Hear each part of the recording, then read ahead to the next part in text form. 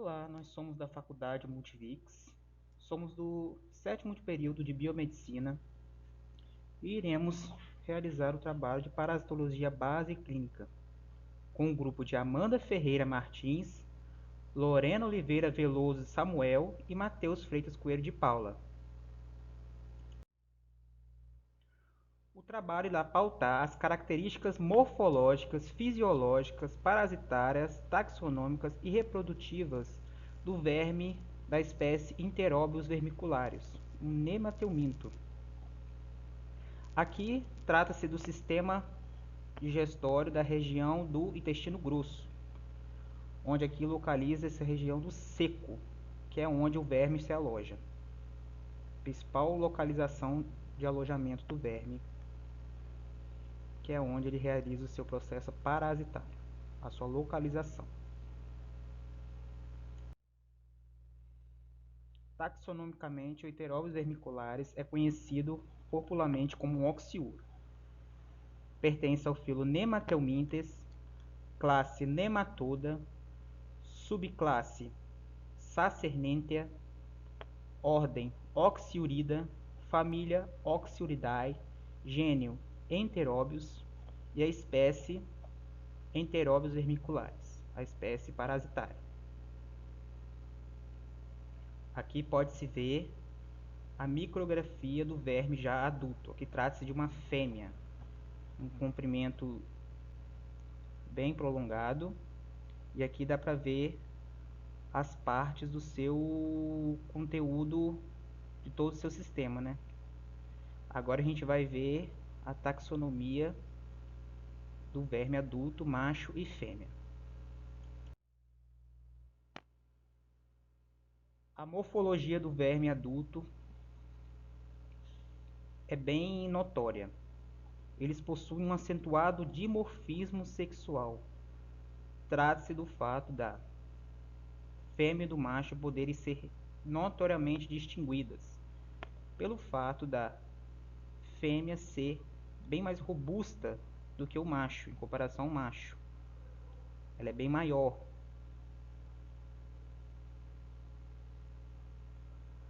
O esôfago possui um formato oxiurudiforme. O que quer dizer?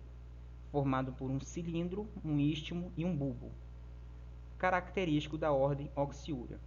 As fêmeas podem chegar a cerca de 1 centímetro de comprimento, já o macho, só chega em média de 0,3 a 0,5 centímetros de comprimento.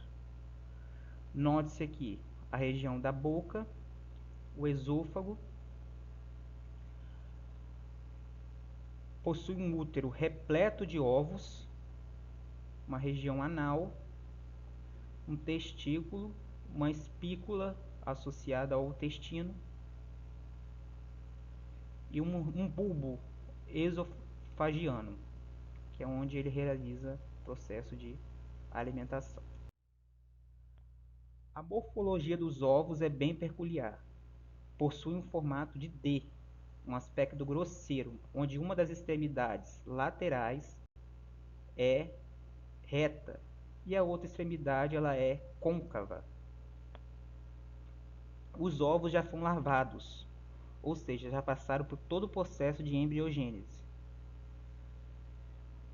Muitas das vezes os ovos são embrionados, nesse caso que já são larvados. Possui a casca com 3 camadas constituídas por materiais diferentes. A mais interna é constituída de lipídios. A mediana é quitina e a externa é por proteínas. São 3 compostos orgânicos diferentes, né? A interna são lipídios, né? Substâncias apolares. A quitina é um carboidrato presente em muitos animais, como os artrópodes, até mesmo os fungos possuem a parede celular constituída de quitina. E as proteínas, principalmente a albumina, constitui a parte externa, para proteger bem os ovos. Apresenta uma superfície viscosa, dada por essa propriedade proteica, podendo aderir-se a qualquer superfície. Então tá aqui os ovos, eles podem medir cerca de 0,5 de 20 a 30 nanômetros de comprimento, como pode ver aqui na régua. Agora vamos aos aspectos gerais do enteróbios vermiculares. Possuem maior atividade em climas temperados, ou seja, não são parasitos que se adaptam ao calor, preferem climas mais frios, preferem climas mais baixos, temperaturas mais baixas para poderem melhorar sua atividade parasitária e reprodutiva. São parasitas estenoxênicos, ou seja, possuem extrema intimação com determinado tipo de hospedeiro. Eles só são parasitos que parasitam seres humanos. Eles não parasitam outros tipos de animais. São parasitos georreumínticos, ou seja, possuem estreita relação no desenvolvimento dos ovos a partir da temperatura, do clima e da umidade. Os parasitos se alojam adultos na região do seco, apêndice, reto e ânus, que são regiões do intestino grosso.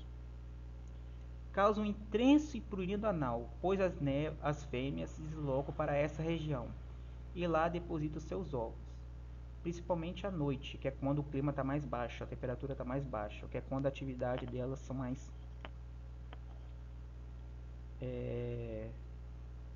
extremas. A temperatura do corpo também fica mais baixa.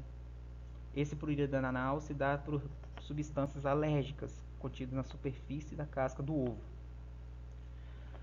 A fricção local pode levar à abertura para uma infecção bacteriana, e em mulheres pode haver migração ectópica ou errática, se deslocando para a vulva vaginal, causando prurido vulvar ou vulvovaginite, endometrite, que é quando ocorre inflamação no endométrio, salpingite, que é uma inflamação a nível de ampola vaginal, e ooforite, que é uma inflamação no ovário da mulher, relatando até casos de infertilidade.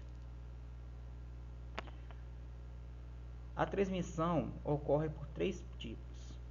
Existe a heterotransmissão, que é a transmissão por partículas de poeira de alimentos contendo os ovos embrionados. Ou seja, já foi relatados casos de pessoas que inalaram os ovos contidos no ar e depois deglutiram os ovos. Alimentos também contaminados, por isso deve-se respaldar aí a higiene correta dos alimentos. Superfícies contaminadas em geral. A retroinfecção, os ovos eclodem na região perianal e retornam para o seco e iniciam um novo acasalamento. Essa daqui é muito incomum, é muito rara, mas já ocorreu, que é quando os ovos que ficam alojados na região perianal se eclodem e retornam para poder reornar um novo acasalamento. E existe também a autoinfecção, que é quando as crianças ou adultos levam os ovos da região perianal para a boca, né? Crianças que têm o costume de levar a mão da região anal para a boca, pessoas com problemas mentais também fazem isso. O ciclo biológico trata de um parasita homoxeno, ou seja, só tem um hospedeiro, que é o ser humano. Não necessita de outro hospedeiro para poder completar o seu ciclo de reprodutivo. O hospedeiro se infecta ingerindo um ovo embrionado através de água ou alimentos contaminados, ou ainda levando os ovos da região perianal à boca, que é o caso da heteroinfecção. Autoinfecção, desculpa.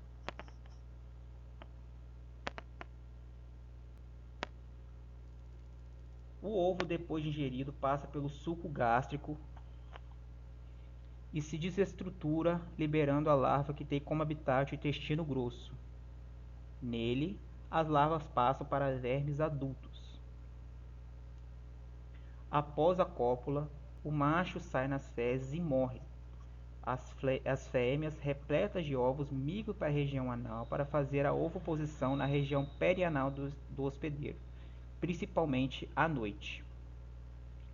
Essa questão aqui de ser à noite é exatamente por conta delas serem mais adaptáveis a climas mais baixos, temperatura mais baixas, climas temperados. E à noite é quando o corpo da gente está com a temperatura mais baixa, que é quando o auge reprodutivo, ocorre o auge reprodutivo. Tá aqui os ovos nas pregas perianais, lavam os ovos, maturam em 4 a 6 horas, depois a pessoa, isso retorna para o sistema digestório pela boca. As larvas encodem no intestino delgado, depois ela migra para o intestino grosso, na região do seco, apêndice, reto e ânus. Os sintomas clínicos. Os indivíduos infectados pelo Oxyurus não apresentam sintomas. Em geral, os sintomas surgem quando o paciente já se reinfectou sucessivamente, a ponto de ter uma grande quantidade de verme no seu trato intestinal, o que pode ocorrer somente meses depois da contaminação inicial. Ou seja, depende muito da carga parasitária e também depende muito do estado imunológico do indivíduo, para começar a sentir os sintomas. Quando o verme provoca sintomas, o mais comum é a coceira anal. Esse é o principal sintoma, prurido anal noturno. Em alguns casos, a coceira intensa deixa o indivíduo inquieto e com dificuldade de dormir.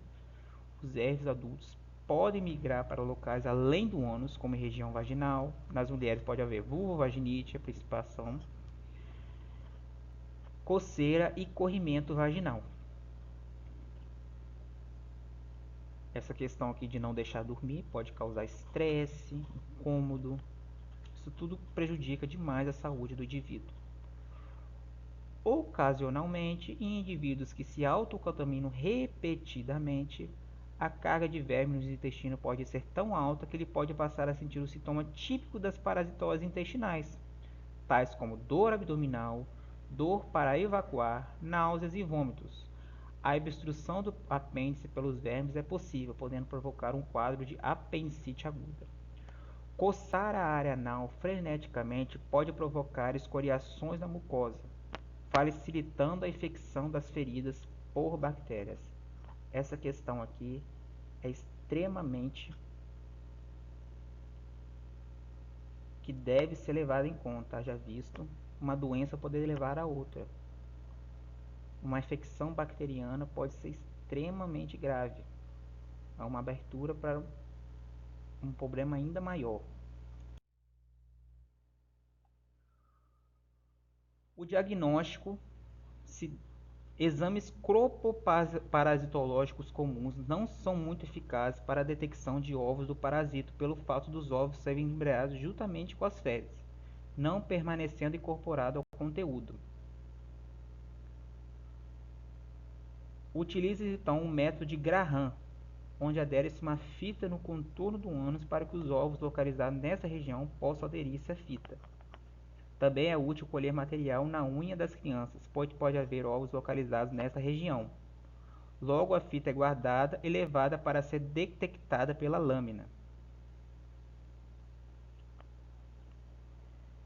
Está aqui o método como é usada a fita de Graham. Exame coproparasitológico comum que utiliza para as outras verminoses não dá certo, porque quando ocorre a evacuação das fezes, os ovos saem junto.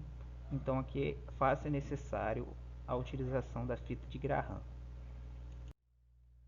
O tratamento da verminose é simples, deve ser feito por todas as pessoas que vivem na mesma casa. É muito importante que todas as pessoas que vivem na casa devem realizar o tratamento. Envolve medicamentos antirreumíticos prescritos pelo seu médico. A taxa de cura eleva 95%. No entanto, para evitar uma possível reinfecção, é necessário que haja condições de higiene rigorosas, como as roupas íntimas, lençóis e colchões. Também é necessária a higiene dos brinquedos. e lavar a mão antes de alimentar-se. A prevenção também envolve a necessidade de atitude vinda de todos os habitantes da residência, mesmo que só haja um infectado. Ferver as roupas para eliminar os ovos de todas as pessoas. Manter as unhas sempre aparadas, que muitas das vezes há fricção da região anal, que é quando desloca os ovos para a boca. E evitar roer a unha, né, que é a onicofagia. Bom, finalizamos o trabalho de parasitologia. Espero que tenham gostado. Muito obrigado.